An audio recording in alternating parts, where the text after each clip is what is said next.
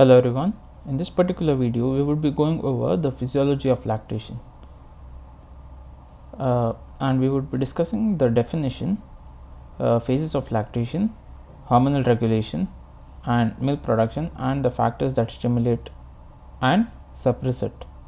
And also we would be giving a brief look at breastfeeding for premature infants. But the main section is this one, definition, phases and hormonal regulation, and these are the additional factors.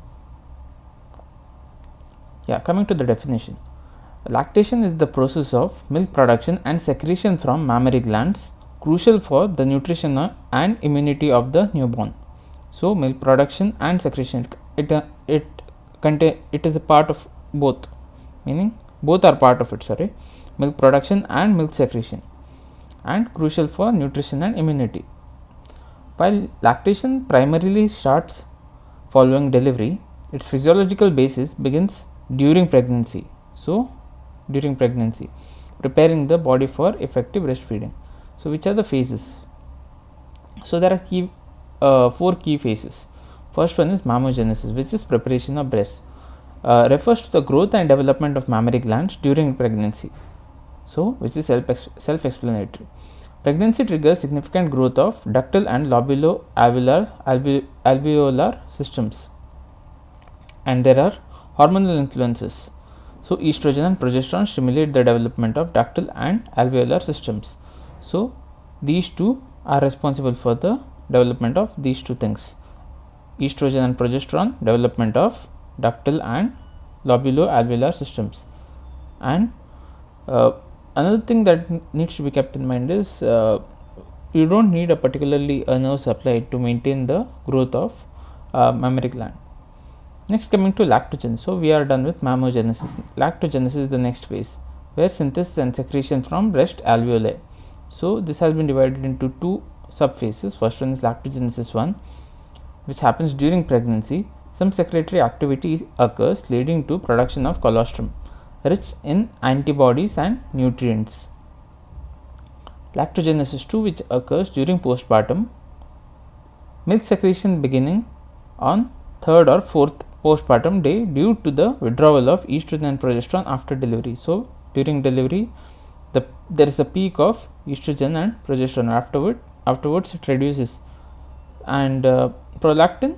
It is only after that prolactin gets to show its effects, which is the stimulation of milk production. Next, coming to the key hormones. So, as mentioned earlier, prolactin and also insulin, growth hormone, glucocorticoids, thyroid hormones are essential for milk synthesis. Milk secretion can occur without nursing effort, but frequent suckling enhances secretion. Next, coming to galactogenesis, ejection of milk. So, the ejection of milk. So, this is ejection.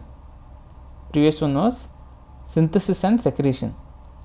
So, ejection into the ducts is mediated by oxytocin, released in response to baby suckling. This is known as milk letdown reflex. Neural reflex. Suckling stimulates afferent nerves in the nipple and areola, signaling the hypothalamus to release oxytocin from the posterior pituitary. So, here the nervous system is involved. In which one? In galactokinesis. So, ejection of milk over there. So, did I say it as galactogenesis? No, galactogenesis earlier. If not, it is galactokinesis. Kinesis meaning kinetic. Kinetic meaning movement.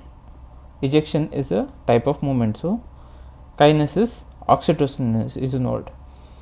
So, what are the factors that are affecting ejection?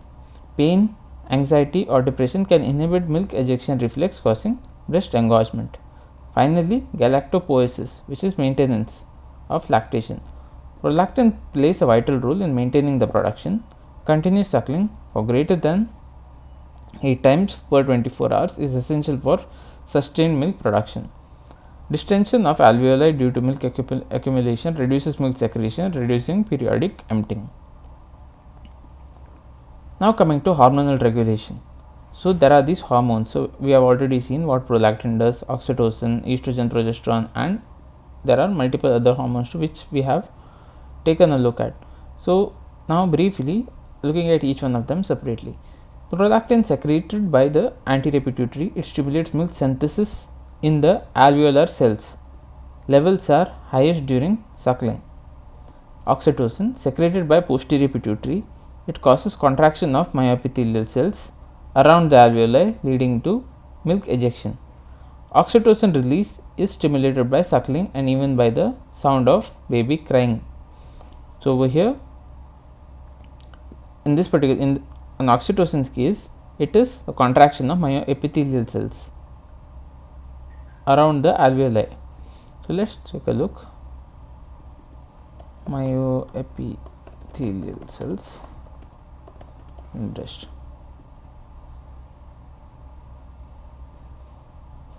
Here you can see there are these alveoli, and beyond that there are myoepithelial cells which contract in response to oxytocin, and oxytocin is stimulated by suckling and this one, sound of baby crying.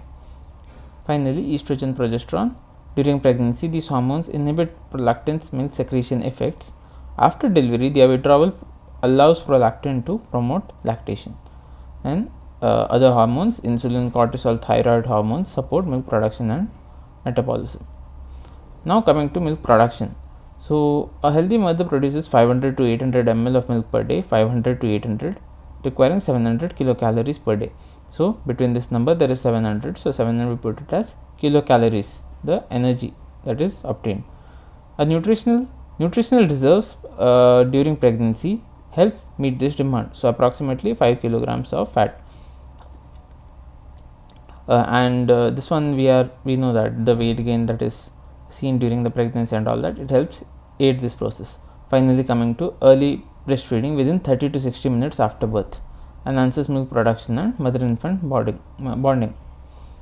Next, coming to factors affecting lactation, stimulation of lactation, and then there is inadequate milk production, which is lactation failure, and drugs to improve milk production, which are galactagogues. So stimulation of lactation, frequent suckling every 2 to 3 hours enhances prolactin secretion and milk production. Adequate hydration and nutrition are essential. So frequent suckling enhances prolactin secretion and milk production. So that is one, and adequate hydration and nutrition are essential. Inadequate milk production, which is lactation failure. Causes include infrequent suckling, prolactin suppression, maternal anxiety or pain. And management encourage unrestricted feeding at short intervals. So lactation, remember, we need to know that lactation failure, the process, it is it's made up of multiple sub phases. So every phase is important for lactation. So here we are discussing factors that are affecting lactation, and then drugs to improve milk production. So they are called as galactagogues. Metoclopramide and domperidone increase the prolactin levels. Intranasal oxytocin can be used to stimulate milk ejection.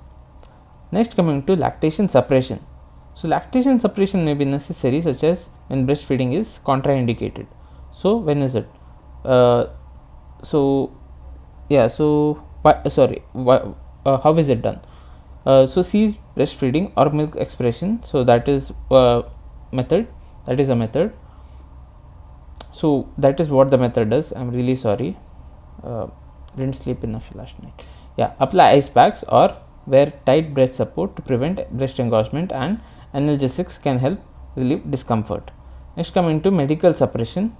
Use of estrogens, androgens, bromocriptine is generally not advised due to side effects like hypotension, seizures and rebound secretion.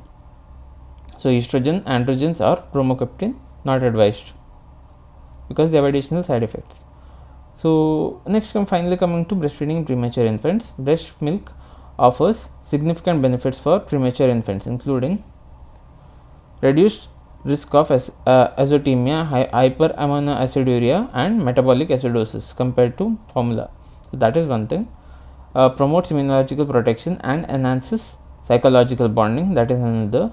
Milk collection can be done via manual expression or electric pumps with appropriate milk preservation techniques. So this is number 3.